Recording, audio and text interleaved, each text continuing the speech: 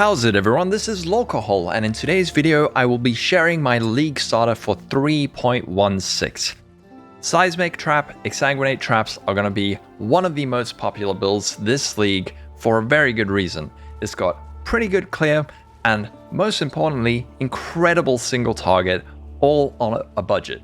This was one of the top builds last league, both in Trade League and in Gauntlet, and it looks like it's still going to be an absolutely excellent league starter option for 3.16. With just 2 cold iron points and some budget gear, you should be able to do all of the endgame content fairly comfortably. There were some changes to the nodes on the tree, which might have tricked some people into believing that this build is dead or just not viable, but from what I'm seeing in part of the building, it's actually looking even better than it was last league. Instead of making a 45-minute video, I'm going to be going over the build in a fairly brief way, but then I've also included documents with spreadsheets that'll show you all the gems you need to get, when you need to get them throughout the campaign. I've got a very detailed POB with notes, as well as a shopping list that'll help you acquire pieces of gear from the trade site more easily. Let's go over the playstyle. I'm going to start out by describing how to level this build. We're going to be starting out with Stormblast Mine until Act 3, when we're going to swap over to Traps.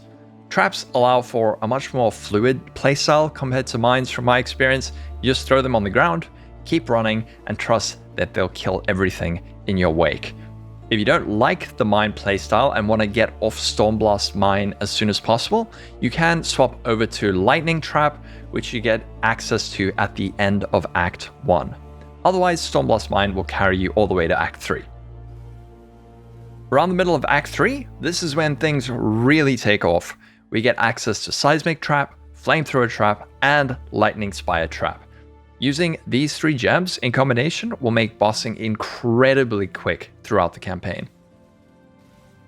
Speaking of bossing, to kill bosses during the campaign, all you need to do is throw your Seismic Trap, Flamethrower Trap, and Lightning Spire Trap at the feet of the boss, and it'll be deleted pretty quickly.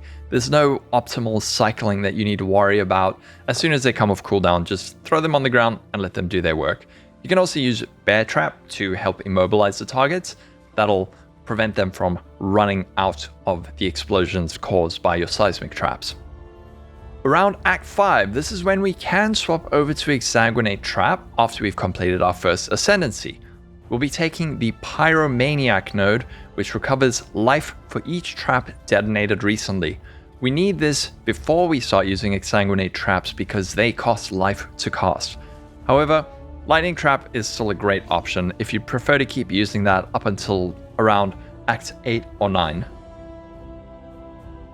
Let's go over the gems. I'm not going to go through each gem setup individually, but in Path of Building, you can find the gem setup for both leveling as well as for endgame.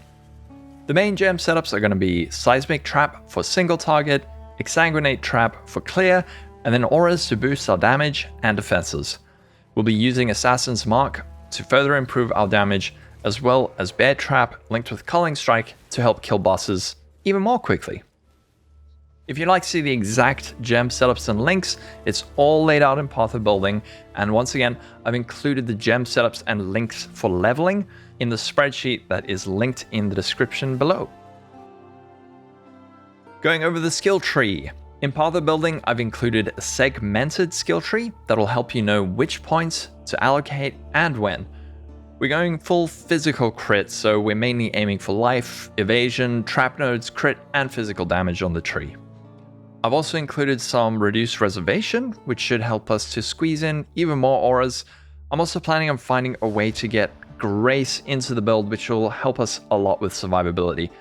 We're going to have to get into 3.16 and actually test it, so after I reach about level 90, hopefully on the first couple of days, I will do an updated build guide, just to make sure that all of this is as optimal as possible.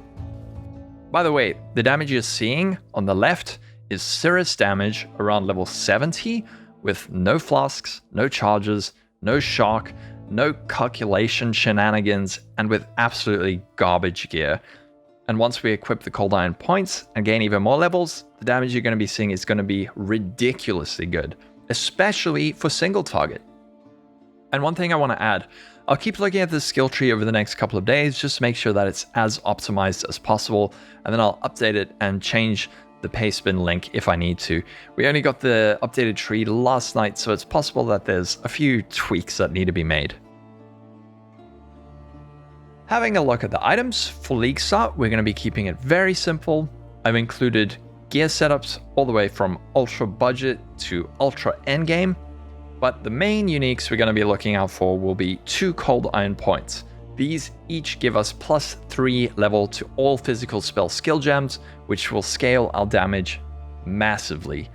Then we can use a Crown of the Inward Eye to scale both defense and damage, and then for body armor we can either use Perfect Form Zodiac Leather so that we can use Arctic armor without reserving any mana, or Tinkerskin.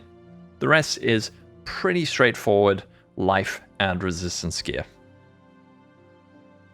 Quickly going over some of the scaling.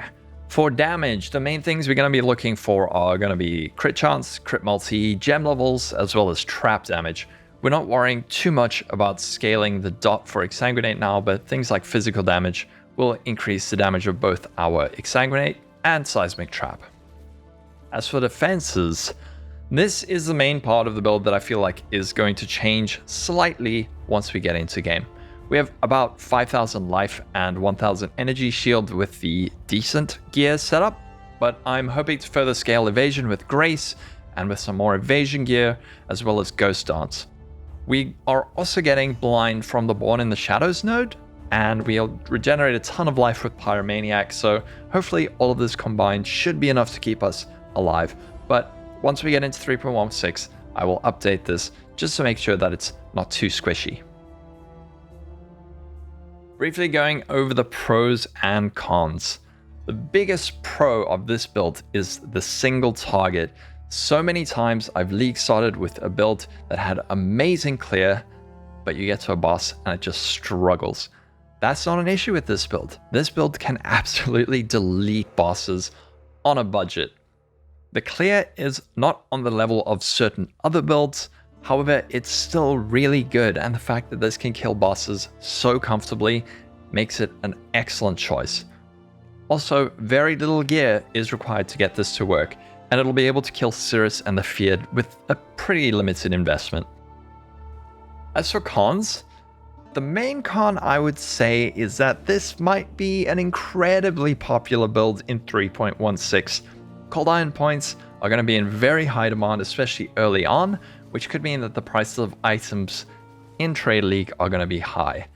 That being said, the build will still function well with suboptimal gear, as we saw throughout the duration of the 3.15 Gauntlet. Before we go, I want to draw your attention once again to all of the documentation that will help you out. Included in the description is a detailed leveling guide with all the locations of all the gems and other helpful tips. I've also included notes in Path of Building and also a shopping list which has links to all of the gear on the trade site that you're going to need to buy. As for the shopping list, I'm going to need to update that once we actually get into 3.16. There's some stuff on there, but once League starts, I'll update that as quickly as possible. So you just have to click a link instead of having to go type everything in on the trade site yourself. That's going to be it for this video. If you have any questions, please leave them in the comments or in my Discord, along with any other suggestions you may feel may help this build even better than what it already is. Last thing, if you enjoyed the video, don't forget to like and subscribe. You can also join our Discord to become a part of the community, or if you really love the channel, become a patron over on my Patreon page. Links for all of these are in the description below. And I will do a build update as soon as we're in the game, around probably early next week, so stay tuned for that. Looking forward to seeing everyone in Scourge League. Take care. Bye bye.